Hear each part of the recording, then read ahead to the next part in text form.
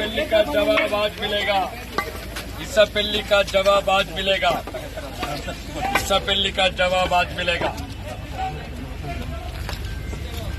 రాముడి సంతానంకు రావణుడి సంతానంకు ఈరోజు జరిగే పోరాటం మార్పులు.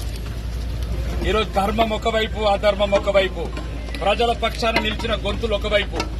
ప్రజలప మేము వ్యక్తిగత ఆరోపణలు చేయలేదు. దయచేసి ఇక్కడ పోలీసులకు సహకరించండి.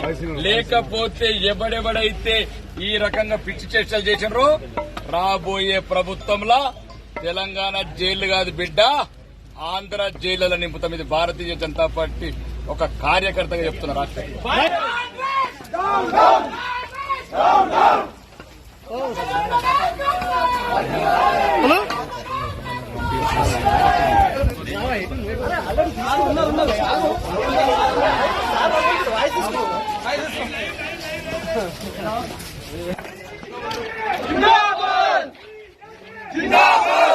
నేను మీకు 100% సహకరిస్తాను.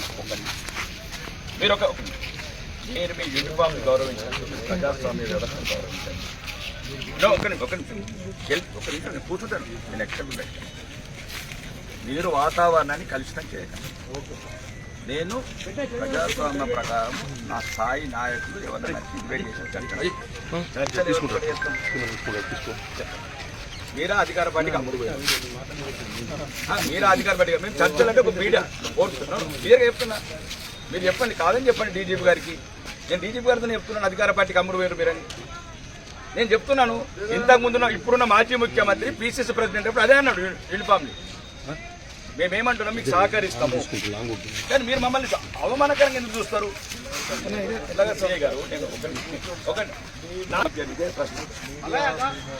అట్లా డీసీపీ గారికి చెప్పాను, కూర్చుంటాను. మీరు టెన్షన్ క్రియేట్ చేసుకోకండి. ఒక్కరు కూడా ఇబ్బంది కలిగించారు. మీకు ఒక్కరు కూడా ఇబ్బంది కలిగించారు. రైట్, మీకు ఒక్కరు కూడా ఇబ్బంది. మీడియా పంపించండి, నేను నిన్నే ఉంటాను. మీరు పంపిస్తే లోపలికి పోతా.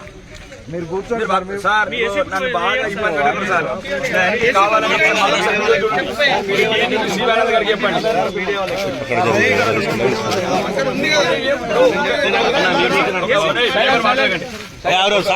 రేవంత్ రెడ్డి నేను ఈక్వల్ ఈ రాష్ట్రంలో చెప్పండి. మీడియా అంతా నేను అనుకుంటా. పర్మిషన్ ఇస్తాం. మేమేమో